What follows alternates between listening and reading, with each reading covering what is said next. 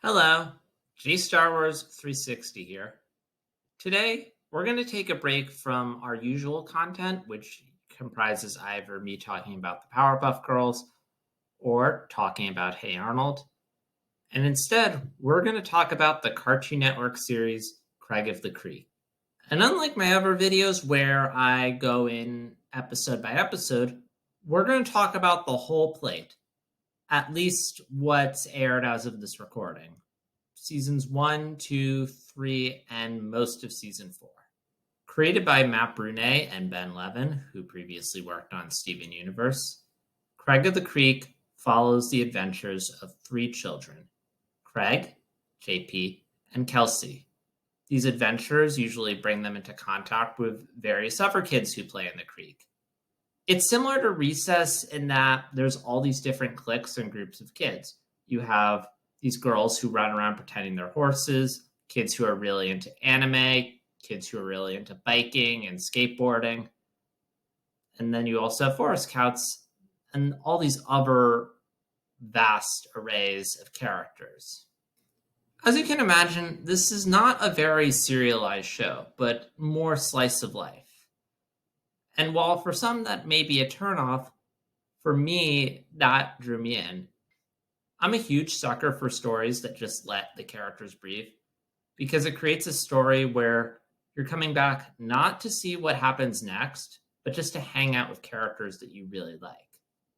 And this show does a wonderful job of taking you back to that time when you were a kid and your only mission was to just go outside, have fun, and play. Almost every episode is drawing from a different aspect of your childhood. There's an episode where the kids play the floor is lava. There's an episode where they have a sleepover. There's an episode where they play tag. And there's even one where they break pencils, which made me go, wait, that was a thing kids used to do? Break pencils? And as someone who's in the 20s, 30s age range, it's fun to reminisce and think, oh yeah, that's what it was like to be a kid. The conflicts in this show are very small. There's an episode where a character wants to confess their feelings to someone. There's an episode where a character is locked out of the house. There's an episode where a character is not invited to a party. In the grand scheme of things, these problems are nothing big. But because we're seeing them through the eyes of a child, they feel as big and as world-ending as the conflicts in shows such as The Owl House or Steven Universe, where the fate of the world hangs in the balance. And that's the fun of the show, because when you're a kid, there's all these small problems that feel very pressing and urgent, and then you look back as an adult, it's like, oh man, remember when that was my biggest problem? But if you are one of those people that like shows with lore and story, don't worry, that's there.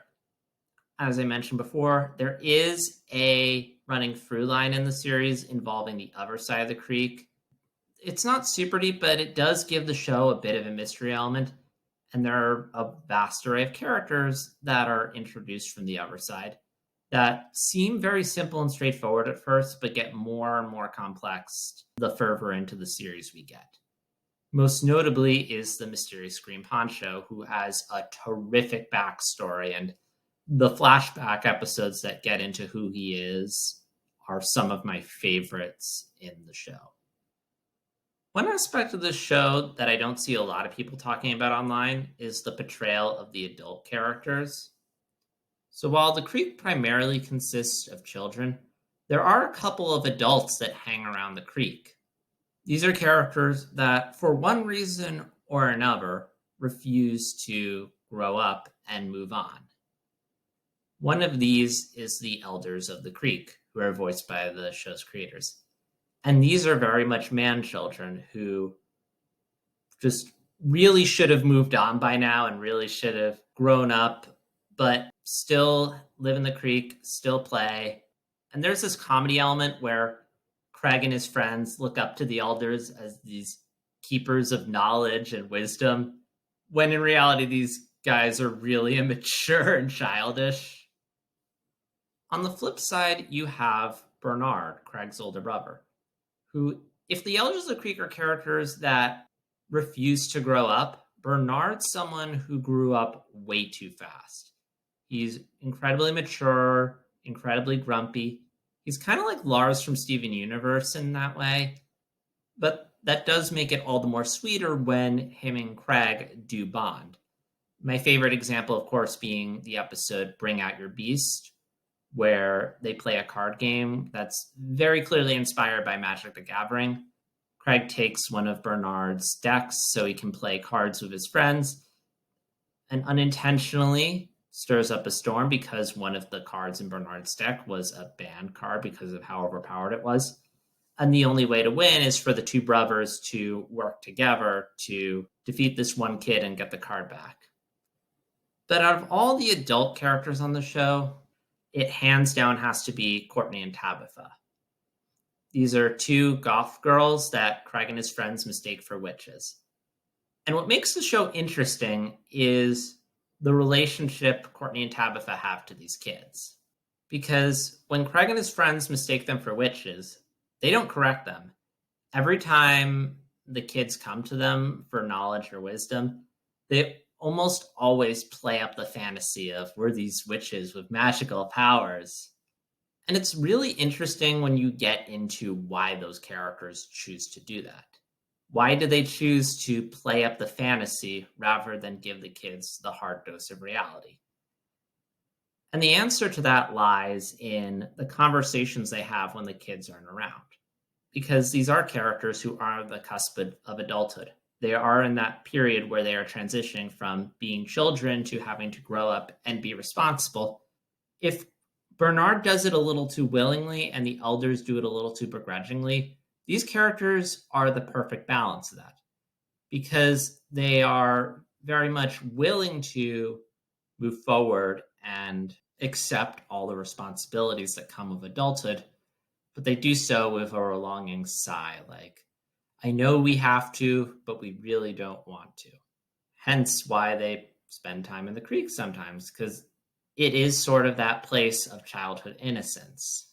And because they value and treasure that, the last thing they want to do would be to burst the bubble of characters like Craig and his friends. And in that way, the kids enliven their lives because whenever they're around, they don't have to be boring adults who work retail and have to worry about college and all the other not so exciting stuff that comes with adult. They can be fun. They can be fantastical. They get to be these larger than life characters when in reality, that isn't who they are at all. Again, every kid in this creek has some sort of fantasy role, whether they are queen of the sewers, whether they are a timekeeper, a store manager. And when Craig gives them the role of witches, they gladly accept it because we get to hold on to our childhood a little longer. One thing the show is really good at is representation. There are a wide variety of characters in this creek of various races, genders, and sexuality. As far as LGBT goes, you have Courtney and Tabitha, who are a lesbian couple who share a brief kiss at one point. The protagonist of the show, Craig, is African American, and there's a lot of moments that showcase his family. And it's cool that a show like this exists because, again, like growing up, I don't remember there being this much diversity on Cartoon Network. And that's especially true of JP's family, who I don't want to get into the specifics of JP's family because there's a lot of interesting things we learn about them as the show progresses, but I really love what they choose to do with his older sister and especially how they handle his parents. The only character in the show where I feel like they could maybe do a bit more as far as the representation goes is Kelsey. She is Jewish, but save for the occasional throwaway line, they never do much with exploring her faith. There's no Hanukkah episode, there's no Passover episode, there's no Bar and Bat Mitzvah episode. It's not like a huge downside because, again, like there are tons of shows that have faith episodes like Rugrats, Hey Arnold, or most recently The Ghost and Molly McGee. But given how much the show takes the time to really represent everyone, this is one area where I feel like they could have done a bit more. One of the other downsides to the show is that it's rather light. And I'm okay with the basic writing of the show because, again, this is a show made for children. But there are times where I wish they would tackle some heavier subject matter. Not every episode, mind you, but the show almost never does an episode that is a little darker or sadder. Take a look at Hey Arnold. It's a show that is mostly lighthearted, but every now and then they weren't afraid to bring down the waterworks, whether it be a touching scene at the end of a Christmas episode or getting into what happens to Arnold's parents. Nowhere is this more apparent than, once again, with Kelsey. She's the child of a single parent, but we never get into the specifics about what happened to her mother, whether it was a divorce or she passed away through some tragic illness or accident. I'm not saying I need an episode about this specifically, but episodes where the show takes a moment to be a little more solemn, I think would go a long way. That being said, there are glimmers of this occasionally. Most notably, there's an episode that deals with what happens when you lose a pet. And as I mentioned before, the Green Poncho's backstory is a little gut-wrenching at times. For a while, season 3 was my favorite season of Craig of the Creek. And the reason for that is I get the impression that the crew thought that this might be it, because they went all in on this season. Not only did they throw in every single idea conceivable, but they go hard on the main story, wrapping it up while also leaving it open-ended if they get to do more. And the season finale is incredible. It is the culmination of everything that's been established in the show thus far. It's kind of their Infinity War / Endgame, making use of all the characters and all the places and just about everything that's been set up so far. If this needed to serve as a series finale, it would have been epic. But thankfully, they got another season. And so far, season 4 is just as good, if not better, than the previous season. The main story is nowhere near as big or ambitious as the previous season. It sees these characters hunting around for these little puzzle pieces that'll allow them to uncover treasure. But I like that. For one, we have the smaller story of these characters dealing with growing up and change, which a lot of kids can relate to. But it also allows them to kind of balance having an ongoing narrative while also having the small slice of life episodes. Because every episode is a miscellaneous adventure where they sometimes get a puzzle piece. And I'm really curious to see what it all builds to. Another great aspect of the show is the romance. Throughout the series, each of the trio is given a love interest. And what's smart is that rather than pair the trio together in some way, they each develop a love interest outside of their group. And the way these relationships develop are all very unique, very smart, and very well written. The first of which is JP and Mamie, one of the horse girls. What I love so much about it is that it isn't your typical will they, won't they.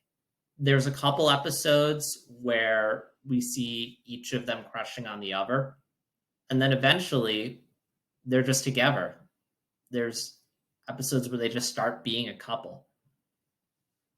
And I found that really refreshing because sometimes that's all it is. Two characters like each other and they just decide to go out. The other romance that develops, spoilers, by the way, for the rest of the show, in case that wasn't obvious, is Craig and Wildernessa.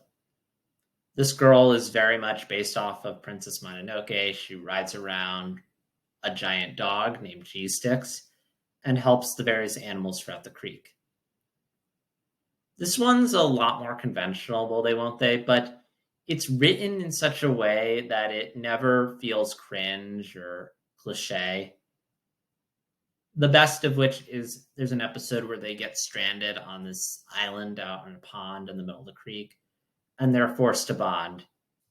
And last, but certainly not least, we have Kelsey and Stax. Stax is a girl who spends most of her time in the library helping kids with their homework. And these two bond over literature because Kelsey is a huge fantasy junkie. She's constantly reading books. She does these hilarious internal monologues. Early on in the series, it seemed like they were going to pair Kelsey with Wildernessa, but I'm glad they went in the direction they did. Not only do you have a mixed racial couple with Craig and Wildernessa, where you have a Black character and a Latino character, but Kelsey and Stax, along with providing the show with some LGBT representation, complement each other nicely. Kelsey and Wildernessa would be an awesome power couple because they're both very adventurous people. Whereas Kelsey and Stax, you have this nice high energy, low energy character. Because that's what Stax is, a very sweet, very nice, very calm and down to earth character. This relationship culminates very nicely in the season 4 episode Fire and Ice, where after months, years of speculation and anticipation, the fandom wondering, are they a thing? Will they be a thing? They finally get together. Fire and Ice is a terrific episode because regardless of your sexuality, you can relate to the episode. On a basic level, it's about a character confessing their feelings to a friend and wondering if they'll reciprocate. Because we all have those people in our lives, those friends that we get along with, but we also wonder, should we be dating? Would we be better off dating? Should I risk jeopardizing my friendship?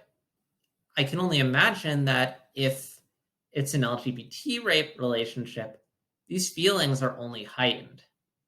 And this episode does a great job of creating a story that, while it is an episode about asking someone out, it is also an episode about a character coming to terms with their sexuality.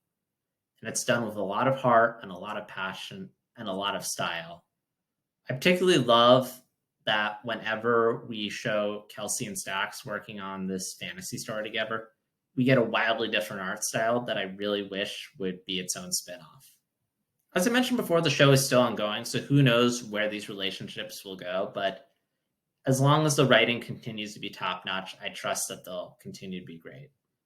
The only real downside to the show is that it sadly is coming to an end. Because of the Warner merger, a lot of projects have been axed, and unfortunately, Craig of the Creek is one of them. Season 5 will be its final season, and not only that, but it's only going to be half as long as a typical season, so probably 20 episodes. I trust the crew to do their best to wrap everything up, and while it is satisfying to know that the show ran way longer than anyone could have anticipated, it is a tragedy that they aren't going to get to do more.